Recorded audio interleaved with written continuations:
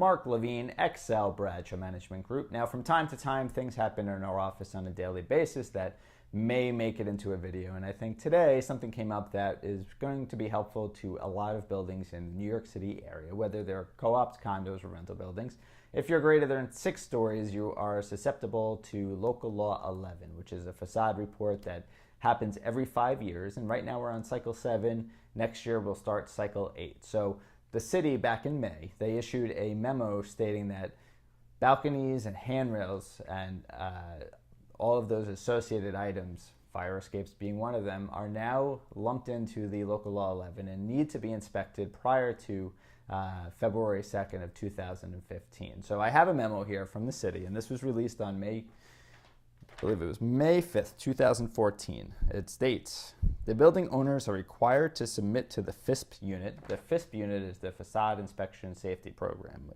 A statement in the form of a letter indicating that the handrail and guard assemblies have been inspected and they have been found to comply with safe, unsafe, or SWARMP status. Now, SWARMP is safe with a repair and maintenance program, and you'd have to speak to an architect about the 3 classes and how they would position themselves in your building. Safe, you don't have anything to worry about, you're structurally sound.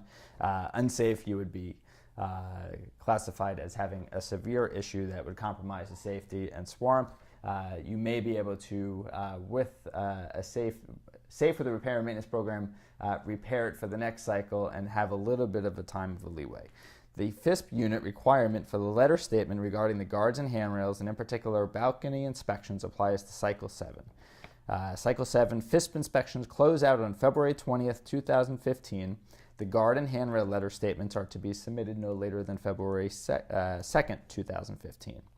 Letter statements are to be signed, sealed by the QEWI, and signed by the owner or owner's representative.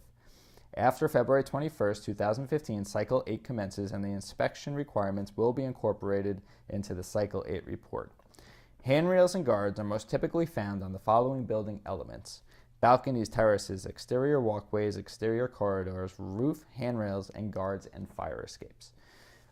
So what I would recommend, and if you were my board and I was sitting at a meeting with you, I would say, we need to get an independent architect or an engineer to come to the building to assess all of the different areas of the exterior of the building that I just described, to inspect and then report back to the board to see where we stand, and then to give their recommendation.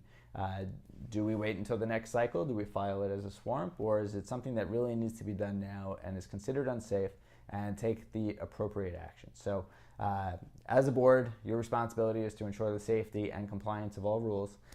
So if I can make one recommendation, talk to an architect or an engineer, get that initial survey done, and then you can take it from there.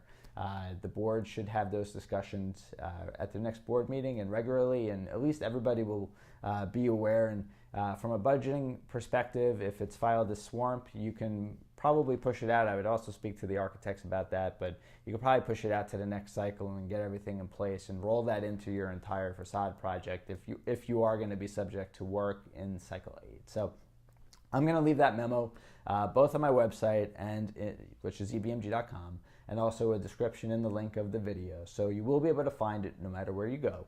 If you want to like us on Facebook, I would love to hear from you guys. We do post periodically on our social media. You can find us on Facebook at facebook.com/XLBradshaw. You can follow us on Twitter at XLBradshaw. And you can always email me. I'm always looking for suggestions and for comments and anything helpful that I can help you with. I'm more than willing, if you're a board, if you're self-managed, if you're already managed, or if you're just looking to buy into a building and you're interested in the process, or you need clarification on anything, I'm always here for you. So mblevine@ebmg.com is my email. Again, Mark Levine from XL Bradshaw, and I hope to see you here again. Till next time.